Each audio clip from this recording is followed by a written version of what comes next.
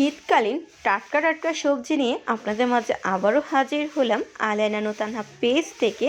আশা করছি বরাবরের মতো আজকের রেসিপিগুলো এবং সবজি বাজারগুলো ভালো লাগবে। প্রথম থেকে শেষ পর্যন্ত দেখার অনুরোধ রইল। আজকের এই সবজি বাজারতে ছিল সিমগুলো বেছে নিয়েছিলাম, পরিষ্কার করে নিয়েছিলাম।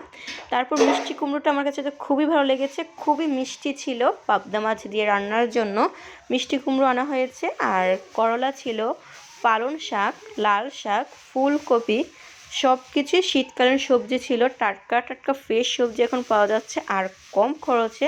আপনারা যদি শীতকালীন সবজি প্রসেসিং করে রাখতে চান অবশ্যই এখন রাখবেন, পরবর্তীতে খেতে পারবেন। খুবই সুস্বাদু, খুবই মজার শীতকালীন সবজি খেতে। আমার মতো কে কে শীতকালীন সবজি খেতে পছন্দ করেন অবশ্যই কমেন্টস বক্সে জানিয়ে যাবেন। শীতকালীন সবজির সাথে বড় সাইজের একটি কার্খু মাছ ছিল। আমাদের আঞ্চলিক ভাষায় কার্খু মাছ এবং কাপ মাছ বলা হয়।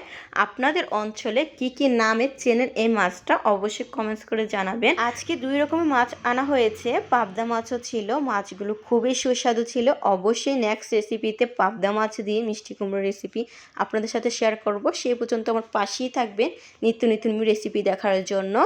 আর মাছগুলো সুন্দরভাবে স্লাইস করে কেটে নিয়েছে।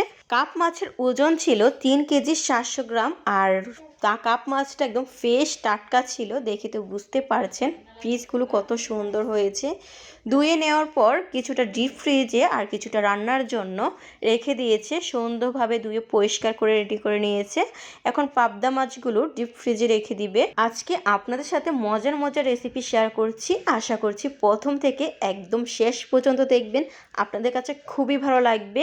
আজকে কাপ মাছ পেঁয়াজ দিয়ে রান্না করব। তার জন্য বড় বড় সাইজ করে পেঁয়াজগুলো এখন ব্লেন্ড করে নিব। পেঁয়াজগুলো নিয়েছি 250 গ্রাম। আপনাদের পরিমাণ অনুযায়ী পেঁয়াজ নেবেন, যতটুকু প্রয়োজন ততটুকু।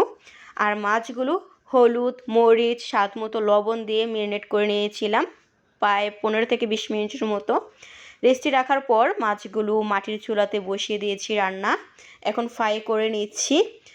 পরিমাণ মতো সয়াবিন তেল দেওয়ার পর মাছগুলো উল্টে পাল্টে ফ্রাই করে নিতে হবে। পেঁয়াজগুলো ব্লেন্ড দিয়ে ম্যাশ করে নিয়েছি। ম্যাশ করে নেওয়ার পর এখন রান্নার জন্য প্রস্তুত করব। মাছগুলো ফ্রাই করে নেওয়ার পর মাছের তেলেই পেঁয়াজ বাটাটা অ্যাড করে দিয়েছি। এক্সট্রা তেল এখন ব্যবহার করব না। পেঁয়াজের পানিটা শুকিয়ে নেওয়ার পর তারপর সয়াবিন তেল অ্যাড করব। আর মাছগুলো কতটা সুন্দর বাদামি কালার হয়েছে দেখে তো বুঝতেই পারছেন। পেঁয়াজটার পানিটা যখন শুকিয়ে গেছে ওই পর্যায়ে হাফ কাপ সয়াবিন তেল অ্যাড করে দিয়েছি, সাথে কাঁচামরিচগুলো অ্যাড করে দিয়েছি। আর তেলের পরিমাণটা আমার কাছে একটু কম লাগছে, তারপর আবারও একটু পরিমাণ তেল অ্যাড করে দিয়েছি। 1 চা চামচ হলুদের গুঁড়া, 1.5 চা চামচ মরিচের গুঁড়া অ্যাড করব। আমি সবসময় জাল জাল করে পেঁয়াজ বোনা যে কোনো খাবারই রান্না করি, আপনারা সবাই জানেন। সব রেসিপিতে আমি জালের পরিমাণটা একটু বেশি দিই। আপনাদের পরিমাণ অনুযায়ী জালের পরিমাণটা দিবেন। স্বাদ মতো লবণ দিয়ে মাছগুলো দিয়ে পরিমাণ মতো ঝোল অ্যাড করে দিয়েছি। ঝোলের পরিমাণটা কম দিয়েছি, ঝোলটাকে শুকিয়ে নিতে হবে। প্রায় 5 থেকে 6 মিনিটের মতো ঝোলটাকে শুকিয়ে নিয়েছি। এই যে আমার ঝোলটা শুকিয়ে গেছে। এই পর্যায়ে ধনিয়া পাতা কুচি দিয়ে চুলা থেকে নামিয়ে নিব। নামানোর পর আপনাদের সাথে আবারও শেয়ার করেছি কাপ মাছ দিয়ে পেঁয়াজ বোনাটা খেতে খুবই সুস্বাদু ছিল, খুবই ইয়াম্মি ছিল। অবশ্যই বাসায় ট্রাই করবেন, আপনাদের কাছে খুবই ভালো লাগবে।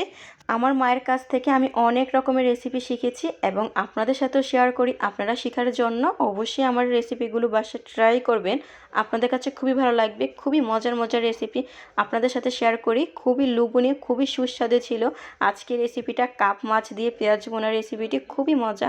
আজকের রেসিপিগুলো এখানে শেষ করেছি। নেক্সট কোনো রেসিপিতে আবারও দেখা হবে। সবাই ভালো থাকবেন, সুস্থ থাকবেন। আল্লাহ হাফেজ, টাটা।